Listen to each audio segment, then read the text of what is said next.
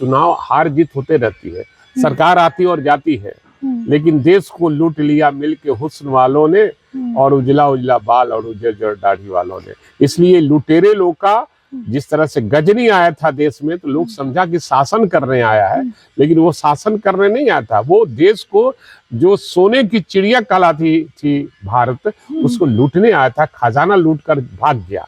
उसी तरह ये बीजेपी वाले शासन करने नहीं आए हैं, लूटने आए हैं देश के जनता को और तबाह करने आए हैं। इसलिए आने वाले समय में जनता समझेगी, तुरंत ये भाग जाएंगे। ये एनडीए की सरकार है और जितना एनआरकी है, आप जाइए बीडीओ ऑफिस में, तो जाइए सीओ ऑफिस में, तो जाइए डीएसपी के यहाँ जाइए, थाना में जाइए, तो बिना माल का पैसा का काम होता है क्या? पहले लालू जी के राज में ऐसा होता था क्या? जो भी जिस जाति बिरादरी धर्म के लोग जाते थे, तुरंत काम उसका होता। दूसरी तरफ उनके अपने लोग भी आरोप लगा रहे हैं कि डील होती थी। कौन का आरोप लगाता है उसके बयान पर। नमस्कार, लाइव बिहार देख रहे हैं आप, आपके साथ मैं स्नेहा गुप्ता। जब से लालू प्रसाद यादव ने ये बयान दिया है कि जब तक हम लोग रहेंगे भारतीय जनता पार्टी शासनकाल में नहीं आएगी, तब से लगातार कटाक्षों का दौर जारी है। और हमारे साथ खास बातचीत करने के लिए भाई वीरेंद्र विधायक जी हैं, सीधे जुड़ते हैं। सबसे पहले तो ये बयान आप कैसे देखते हैं? देखिए, बयान का कयास लगाइए, बहुत बड़े बयान है, दो शब्दों का बयान है कि हम लोग बीजेपी का शासन नहीं आने देंगे बिहार में।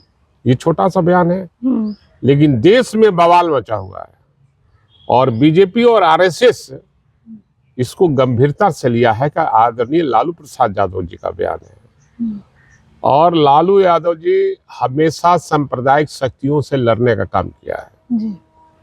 और उन्होंने कहा कि हम लोग बीजेपी को नहीं आने देंगे बिहार में। इसका माने मतलब बहुत सा है।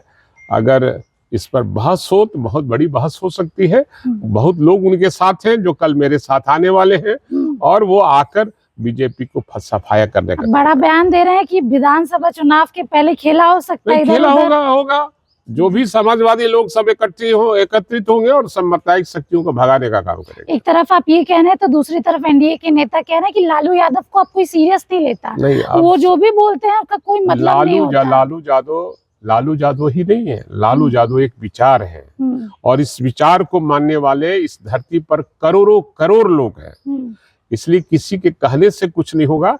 आदरणीय लालू यादव बहुत बड़े नेता हैं और जो कहते हैं वो सीरियस बात कहते हैं और जो भी बात होती है वो सच्चाई होती है। एनडीए वाले ये भी कह रहे हैं लालू यादव उपचुनाव में भी गए थे प्रचार प्रसार के लिए, लेकिन कुछ हुआ नहीं, बेलागंज में गए थे। उससे कुछ नहीं होने वाला है। चुनाव हार जीत होते रहती है, सरकार आती और जाती है, लेकिन देश को लूट लिया मिलके हुस्न वालों ने और उजला उजला बाल और उजर दाढ़ी वालों ने। इसलिए लुटेरे लोग का जिस तरह से गजनी आया था देश में, तो लोग समझा कि शासन करने आया है, लेकिन वो शासन करने नहीं आया था, वो देश को जो सोने की चिड़िया कहलाती थी भारत, उसको लूटने आया था, खजाना लूट कर भाग गया।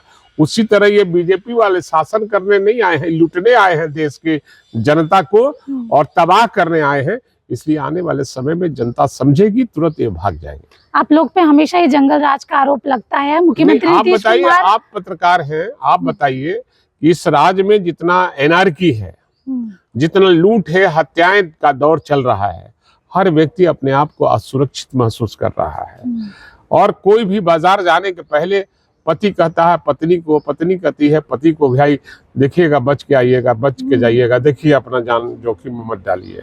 आप ये कह रहे हैं, नीतीश कुमार कह रहे हैं कि 11-12 बजे लड़के घूमते हैं। अरे ये एनडीए की सरकार है और जितना एनआरकी है, आप जाइए बीडीओ ऑफिस में, तो जाइए सीओ ऑफिस में, तो जाइए डीएसपी के यहाँ जाइए, थाना में जाइए, तो बिना माल का पैसा का काम होता है क्या? पहले लालू जी के राज में ऐसा होता था क्या? जो भी जिस जाति बिरादरी धर्म के लोग जाते थे, तुरंत काम उसका होता था। आप ये कह रहे हैं, दूसरी तरफ उनके अपने लोग भी आरोप लगा रहे हैं कि डील होती थी। कौन का आरोप लगाता है उसके बयान पर जी। तो देखिए, हमारे साथ सीधे भाई वीरेंद्र जी थे और बता रहे थे कि आखिरकार क्या कुछ चीजें हैं और किस तरीके से इस बार बिहार में विधानसभा चुनाव जब होगा तो सफाया हो जाएगा भारतीय जनता पार्टी का। जैसे हम चाहते हैं, बने रहिए हमारे साथ, तब तक के लिए बहुत-बहुत शुक्रिया।